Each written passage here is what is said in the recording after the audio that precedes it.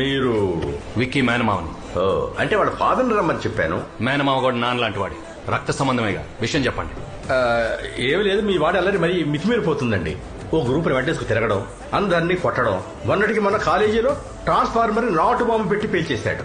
సితారా madam క్లాస్కి తాగొచ్చాడు. అయినా క్లాస్కి తాగి రావటం ఏమిటండి? Very bad, very bad. ఏరా క్లాస్లో తాగేవా? అంటే మామయ్య అది క్లాస్లో తాగడం ఏంట్రా ఎదవా? తాగాలంటే బార్లో తాగు, లేదా ఏ గొడవ ఉండదు ఇంట్లో తాగు. ఇంట్లో ఒప్పుకోవట్లేదు మామయ్య. అయితే మన ఇంటికి వచ్చేయి. ఓకే మామయ్య. అది ఓకే సార్, ఇక మావాడు క్లాస్లో తాగడు.